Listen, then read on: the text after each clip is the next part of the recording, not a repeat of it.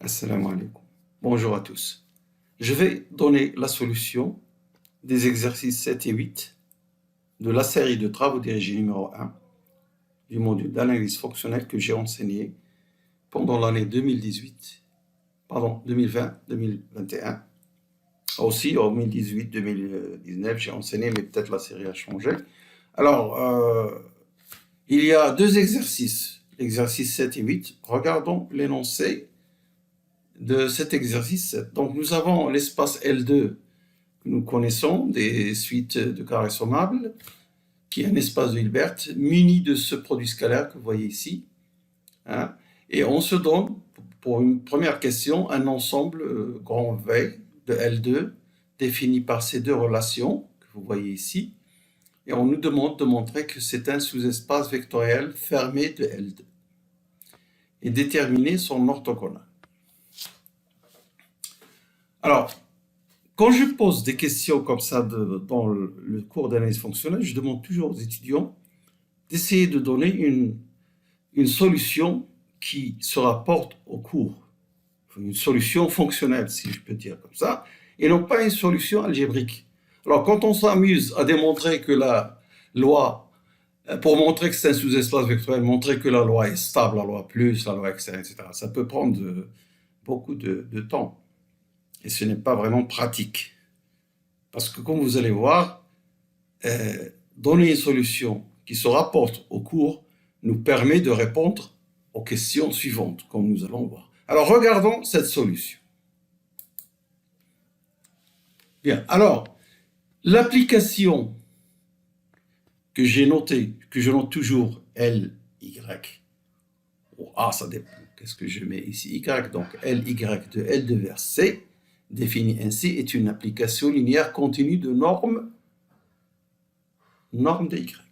Et d'ailleurs, le théorème de Riesz nous dit que les seules formes linéaires qui existent sur un espace de Hilbert, ce sont ce genre de formes linéaires. Et d'ailleurs, ici, on travaille dans L2 qui est un espace de Hilbert. Alors, cette application, elle est linéaire continue. C'est une forme linéaire. Très bien. Alors, si je prends y égale E1, j'ai E1, c'est quoi E1? Le premier vecteur de la base canonique hilbertienne de L2. J'ai fait une vidéo là-dessus. Donc, regardez dans la chaîne, je vais donner aussi le lien dans la description. Ça, c'est le premier élément de cette base hilbertienne. Alors, notre V qui s'exprime ainsi, en fait, c'est les x appartenant à L2 tels que LE1 de x égale 0 et LA de x égale 0 avec A, c'est quoi? C'est cette suite. Parce que ceci, c'est le produit scalaire, pardon, ça, c'est le produit scalaire de l'élément x de L2 avec l'élément A. Et ça, c'est un élément de L2. Pourquoi? Parce que la somme de 1 sur k au carré, la série 1 sur k au carré, est convergente. Et donc, ça, c'est un élément de L2. Écrite sous cette forme, vous voyez la solution fonctionnelle de l'exercice. Ça, c'est l'intersection de ker de LE1 et ker de LA. Nous avons dit que les applications de ce type sont des formes linéaires continues et le noyau d'une application linéaire est un sous-espace vectoriel. Donc ça, c'est l'intersection de deux sous-espaces vectoriels. Il est donc un sous-espace vectoriel. Et comme elles sont toutes les deux continues, ce genre de forme linéaire est continue, donc le ker pour les deux sons est fermé, et donc l'intersection de deux fermés est infermée. Ainsi, V est un sous-espace vectoriel fermé. Regardez combien la solution est très facile, alors que si vous voulez donner une solution algébrique pour montrer que c'est un sous-espace vectoriel et une solution topologique pour montrer qu'il est fermé, vous pouvez passer un bon temps là-dessus. Bien, voilà donc pour la première question. Revenons à l'énoncé pour voir quelle est la seconde question. Alors la deuxième question, il faut... Ah pardon, on est toujours dans la première question petit a, il faut déterminer l'orthogonale de V. orthogonal de V. On le détermine, puis après, nous allons calculer la projection orthogonale d'un élément quelconque de L2 sur cet orthogonal, V orthogonal. Alors d'abord, déterminons V orthogonal. Revenons à notre solution. Donc voilà comment s'exprime V. Regardez. Donc LE1 de x égale 0 et LA de x égale 0. V, voilà son écriture. Mais LE1, c'est ça. En fait, V, c'est les éléments x qui sont orthogonaux à la fois à E1 et A. Donc, il est orthogonal à la paire E1A. Et l'orthogonal d'un ensemble égale à l'orthogonal du sous-espace engendré par cet ensemble.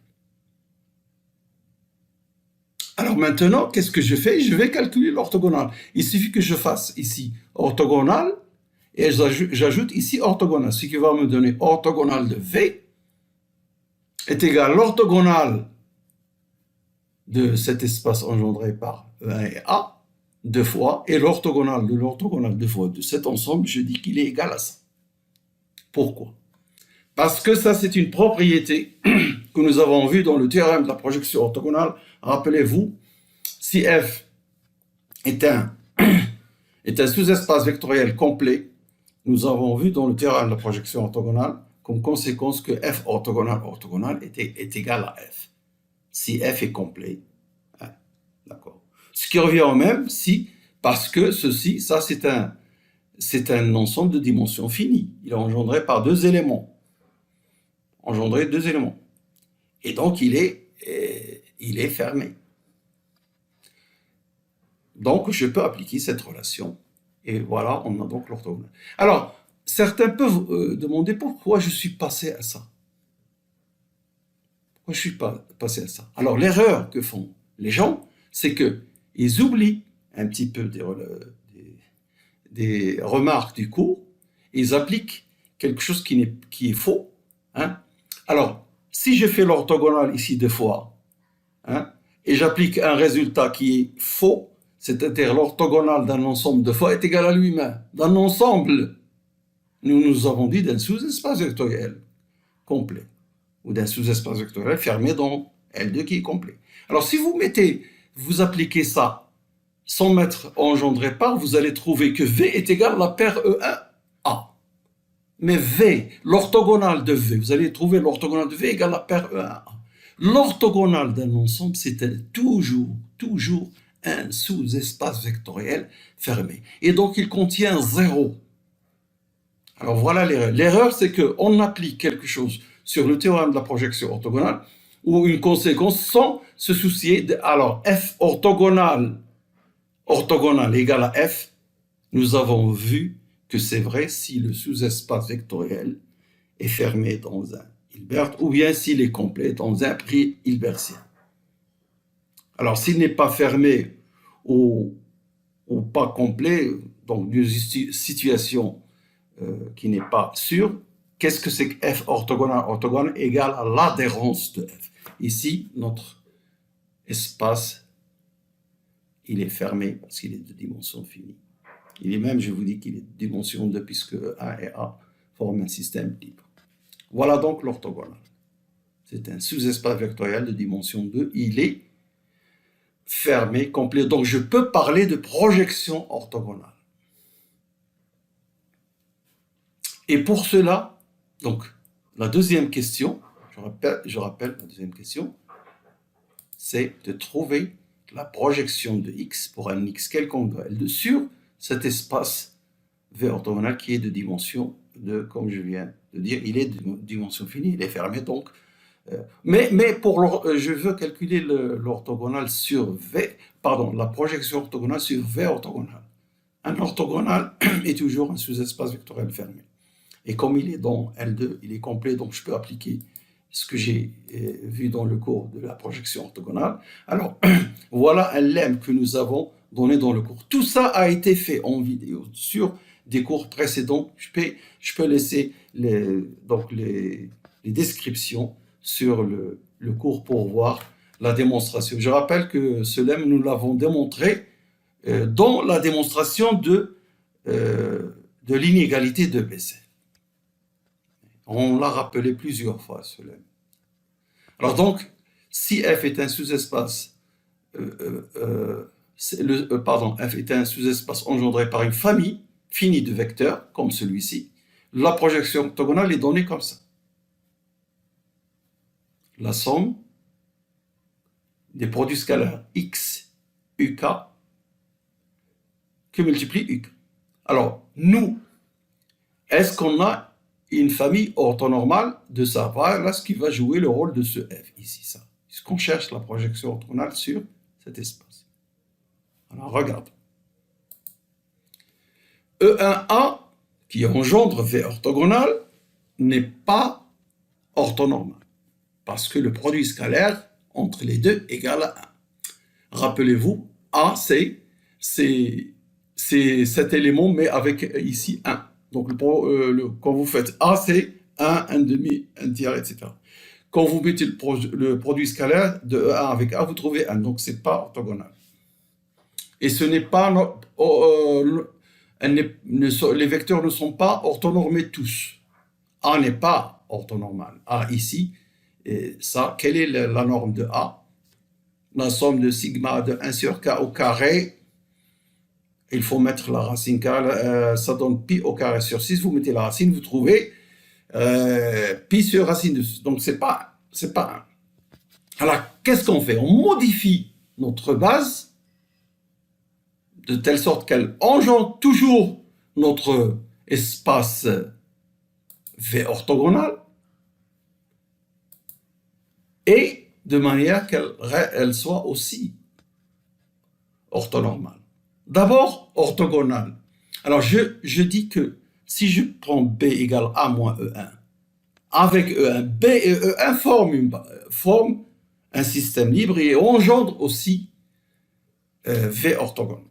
Bon, c'est un exercice très facile. Lorsque vous avez E1A est une base de V orthogonal, si vous faites cette modification, vous pouvez soit raisonner matriciellement ou comme vous voulez, ce B avec E1 forme toujours un système générateur.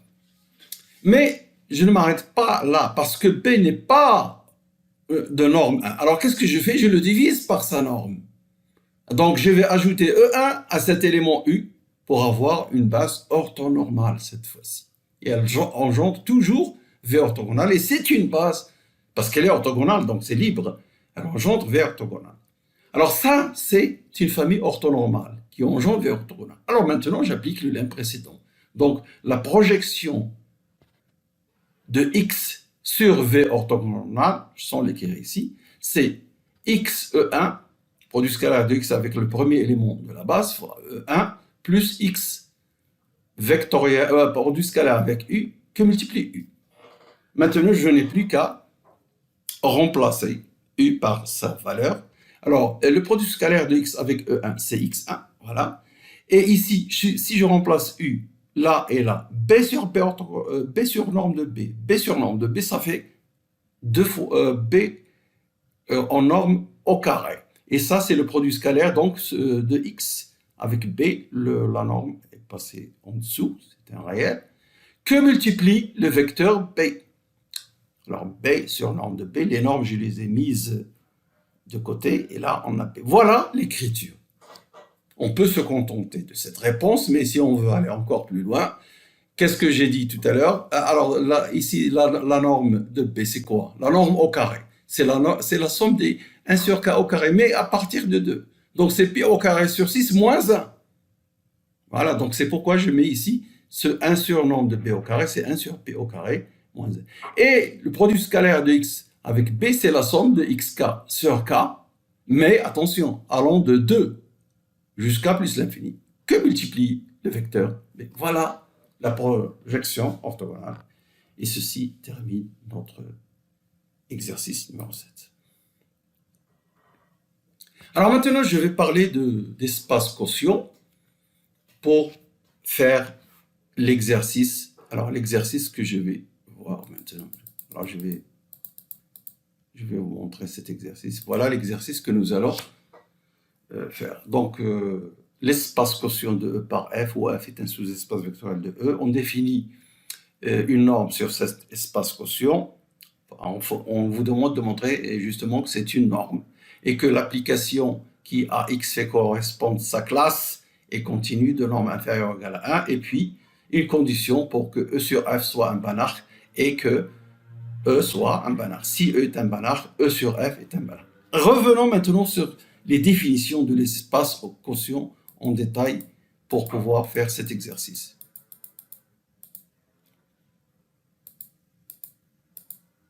Alors donc, on se donne un espace vectoriel normé et F, un sous-espace vectoriel fermé sur le même corps K. En général, on prend dans notre cours toujours K égale R ou C. Alors, on fait une relation, on crée une relation d'équivalence sur E. X est en relation avec Y si leur différence est un élément de F. Alors, cette relation est une relation d'équivalence. Donc, il va y avoir des classes. Et l'ensemble des classes, on l'appelle le quotient de E par F. On le note comme ça, c'est l'ensemble des classes. Alors, nous allons munir cet espace d'une structure d'espace vectoriel sans le démontrer. Hein. C'est connu dans l'analyse fonctionnelle, ou plutôt algébriquement. On le munit d'une loi interne, une loi externe, de manière que ça donne une structure d'espace vectoriel, et puis on va le munir d'une norme. Alors d'abord, parlons de classe. La classe, ce sont les éléments qui sont, si vous voulez, les éléments Y tels que X moins Y appartient à F. Donc la classe de F, c'est X plus un élément est dans la classe si il s'exprime sous la forme X plus un Y appartenant à F. Cette classe, c'est un ensemble que je note comme ça. X plus Y, Y appartenant à F et cet ensemble. Ça, c'est un ensemble. En particulier, la classe de 0, c'est F, puisque 0 plus F, c'est l'ensemble F tout simplement. La classe de 0, c'est F. Alors, sur E sur F, on définit une loi. La somme de deux classes, classe de X et classe de Y, leur somme, c'est la classe de X plus Y. Et le produit, la loi externe, lambda point une classe, représentée par X, c'est la classe de lambda X, la multiplication, ici, externe de lambda par l'élément de E. E est un espace vectoriel. Donc lambda.x, on sait ce que ça veut dire. Alors c'est ça la définition. Ça c'est une définition. Quelle que soit x, classe de x dans E sur F, quelle que soit classe de y dans E sur F, et quel que soit lambda appartenant à quoi. Donc on munit une structure, on munit E sur F avec ces lois d'une structure d'espace vectoriel sur le même corps K sur lequel on a la structure d'espace vectoriel de E. Alors ça, ces opérations fassent de E sur F un espace vectoriel. Voilà, muni de ces opérations, E sur F est un espace vectoriel sur le corps K. Alors maintenant, on va munir E sur F de cette norme, d'une norme. Et on va définir que c'est bien une norme. Alors c'est quoi la norme? Norme de la classe de X, c'est l'inf des normes de X plus A, la norme dans E, où A décrit F. C'est l'inf de cet ensemble. Et c'est d'ailleurs, topologiquement, ça c'est quoi? C'est la distance de X à F. Donc la norme de la classe de X, c'est la distance de X à F. Alors on peut se demander maintenant, puisque la classe de X peut avoir plusieurs représentants, tout élément qui est en relation avec X est un élément de la classe. Est-ce que cette définition est cohérente? C'est-à-dire, est-ce que si je change le représentant, je mets ici Y qui est en relation avec X, donc c'est aussi la classe de Y, est-ce que c'est aussi, cette norme est aussi D de Y à F? Nous allons voir ça tout à l'heure. Donc voici l'énoncé. Tout ce dont je viens de parler. Et on remarque que la définition de cette norme, je l'appelle norme même si je ne l'ai pas encore démontré de cette norme. Regardez, c'est l'inf de y, l'inf de x plus a appartenant à f. C'est comme ça qu'on l'a défini. Mais x plus a est un élément de la classe de A. Donc c'est l'inf des normes de y où y est un élément de la classe de x. Alors on remarquera que norme de x est inférieure à norme de x. Norme de classe de x est inférieure à norme de x. Pourquoi? Parce que l'inf porte sur tous les éléments A de f, en particulier A, A égale 0 est là-dedans. Donc norme de x, classe de x, est inférieure à norme de x plus 0 qui est norme de x. Donc on a cette relation. Ça c'est très important, ça va nous aider dans la question numéro 2. Rappelez-vous de cette relation. Alors pour simplifier, parce que nous allons étudier l'application qui a x fait correspondre classe de x, donc il est beaucoup plus pratique de la noter par un nom. Donc la classe de x, on peut l'appeler pi de x, comme ça. Pi de x. Bien. Alors première question, montrer qu'on obtient ainsi une norme sur E sur F. Donc cette définition définit bien une norme. Bon. Alors, d'abord, la définition de norme de x est cohérente. Autrement dit, comme je viens de remarquer tout à l'heure, si je change le représentant de la classe, la définition, comme je l'ai définie, de la norme donne le même nombre. Bien. Alors maintenant, je prends un autre représentant de la classe, c'est-à-dire un y tel que norme de x égale norme de y. Alors, ils sont en relation, ça veut dire x moins y est égal à un certain t appartenant à f. Alors, norme de x, norme de classe de x, c'est comme ça qu'elle est définie. Très bien. Alors, ici, je fais ajouter et retrancher y. D'accord? Et puis, je vais appeler, comme j'ai appelé x moins y égale t, donc ça, c'est t. Alors, donc, j'ai l'inf de y plus t plus a appartenant à f. Mais lorsque a décrit f, que fait t plus a? Il décrit f aussi. Parce que l'application qui de f vers f qui a associe t plus a est une bijection. Et donc, il décrit aussi f. Donc, ici, en fait, c'est l'inf de y, et ça, c'est un s appartenant à f. Donc, alors, ça donne la définition de la norme de y. Donc, elles sont égales. Parce que lorsque a parcourt grand F, t plus a fait la même chose, ça parcourt f aussi. Donc la cohérence est là. Ce n'était pas une question de l'exercice. Mais la question de l'exercice, c'est montrer qu'on a bien une norme.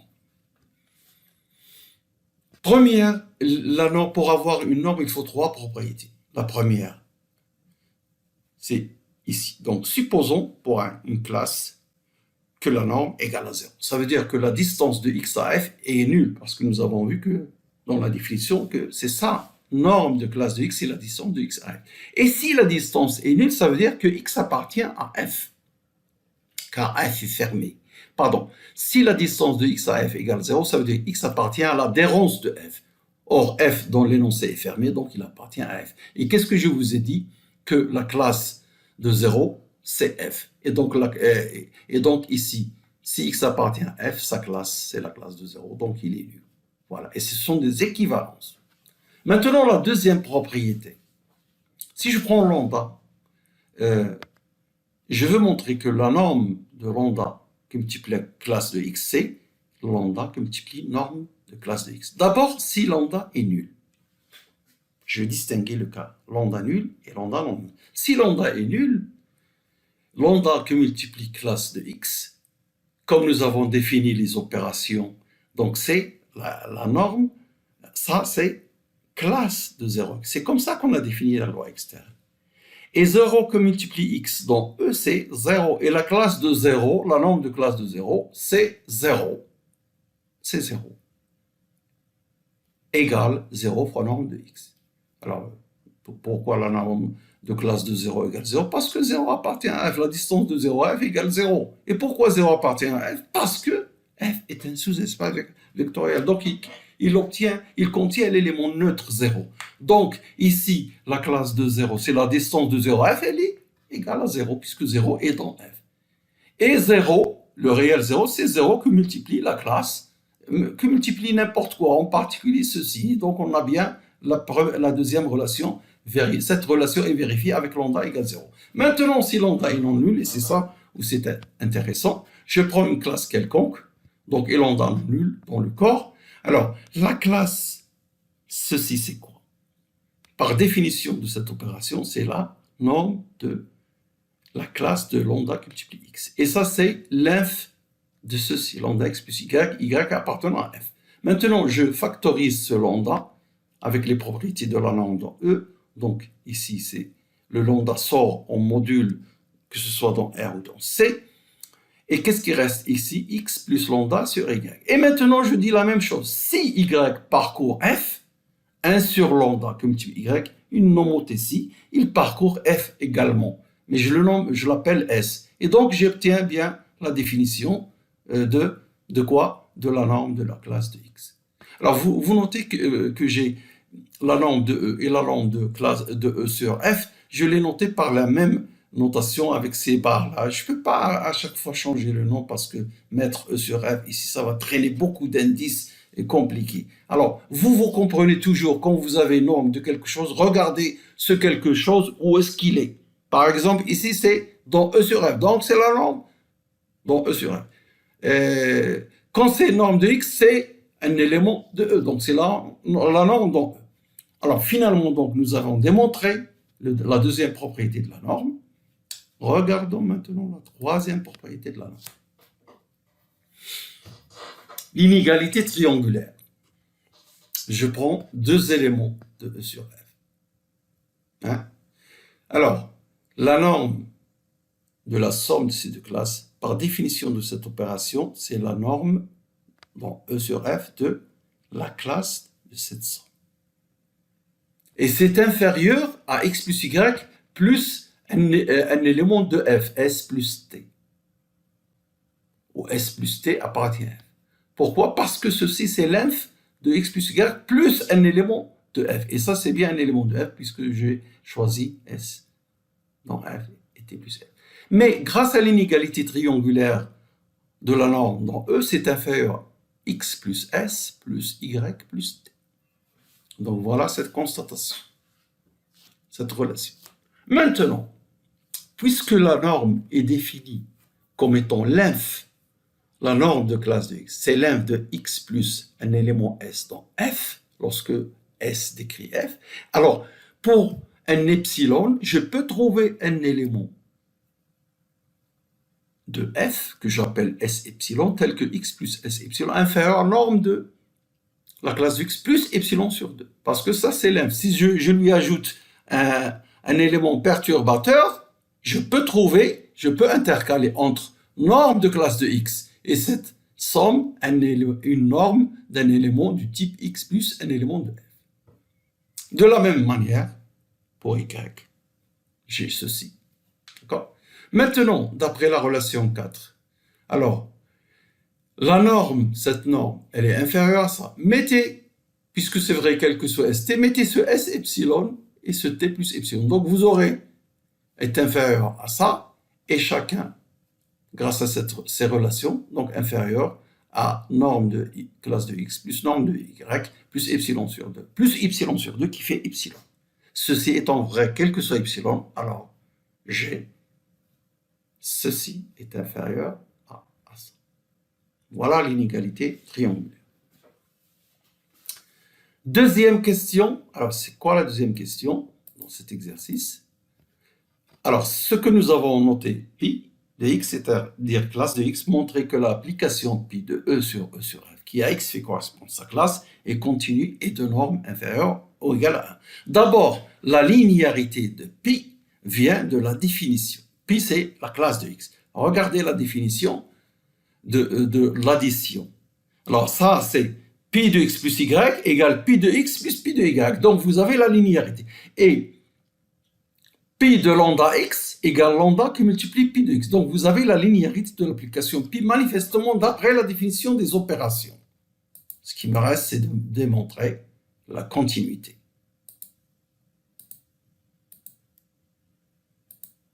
pardon, elle est là, la solution, la continuité.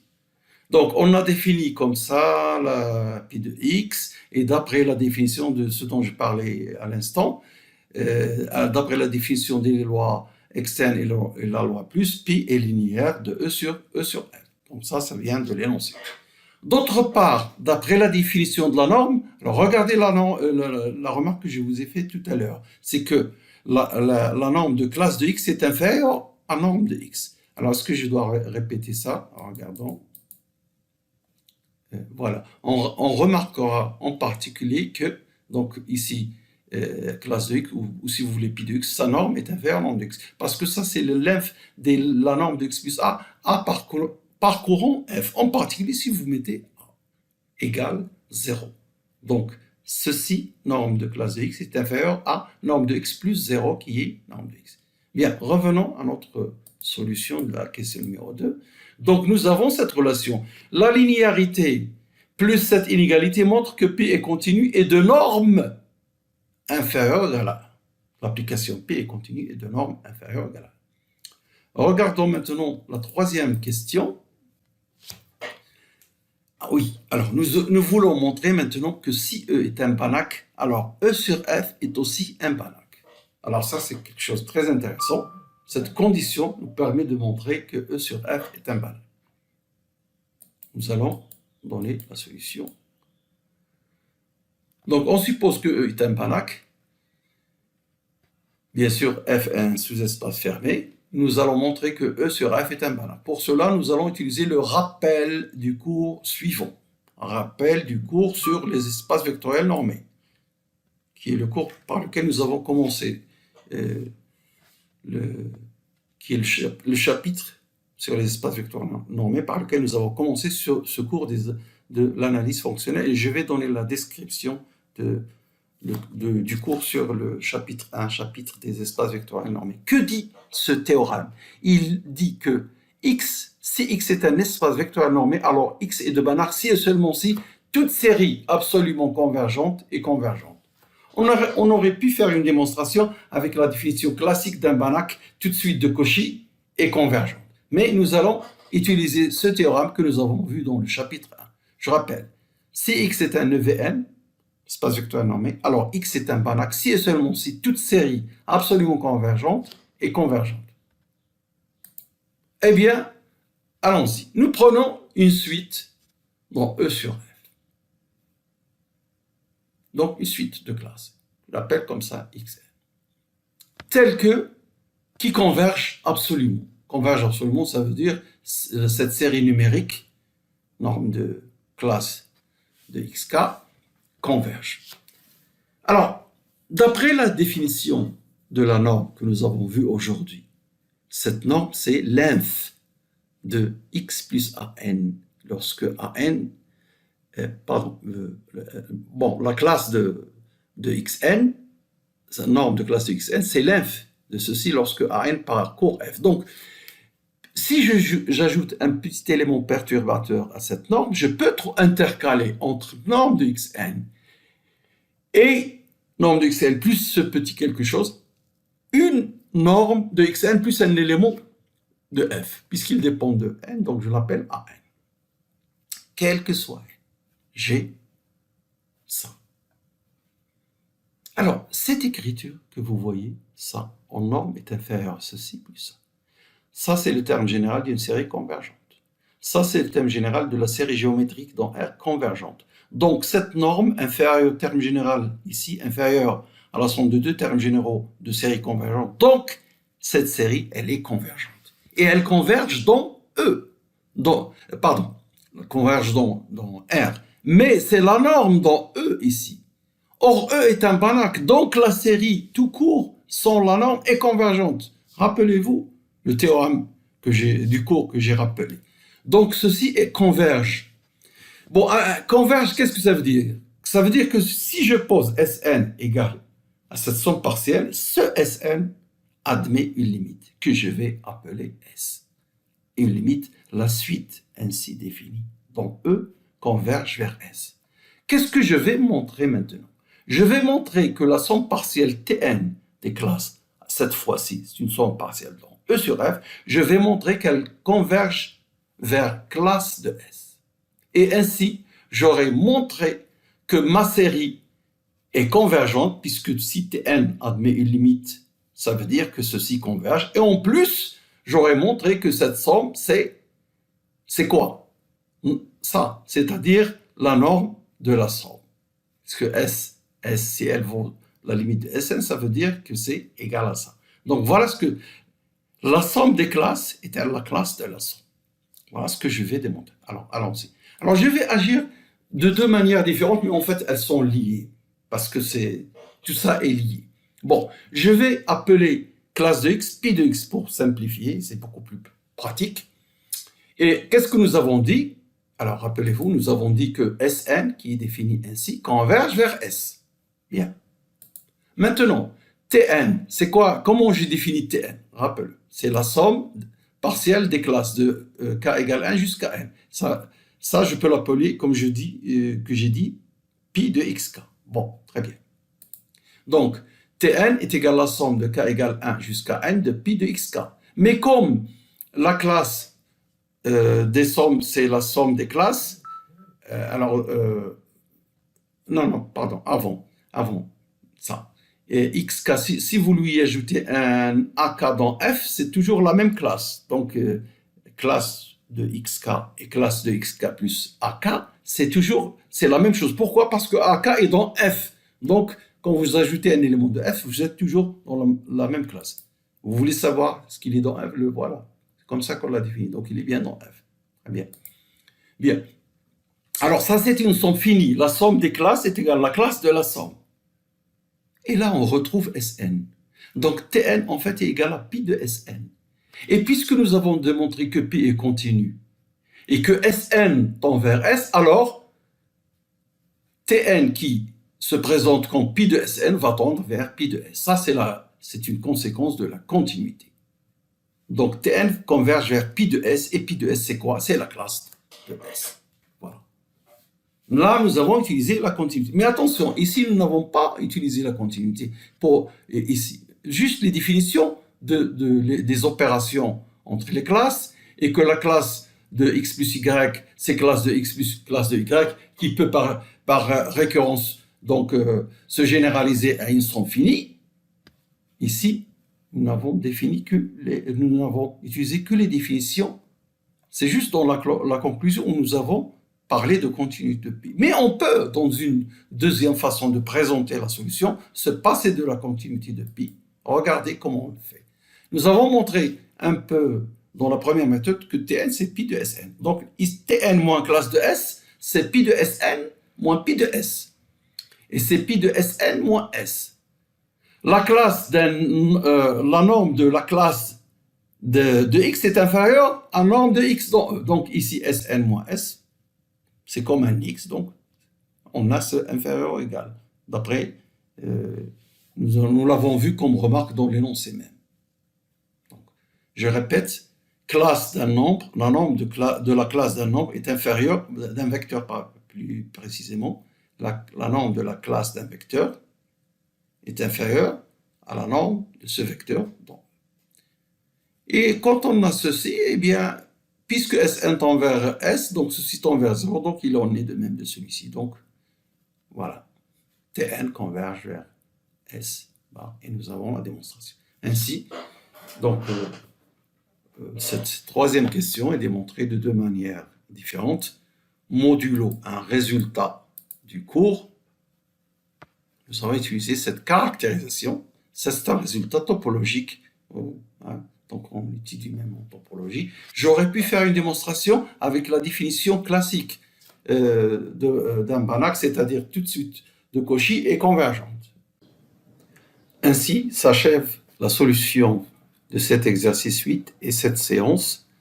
Je vous retrouve, Inch'Allah, dans d'autres séances, dans d'autres solutions d'exercices et d'autres examens. D'ailleurs, j'ai énoncé aujourd'hui même un examen d'analyse fonctionnelle. Et puis voilà, donc à la prochaine. Au revoir.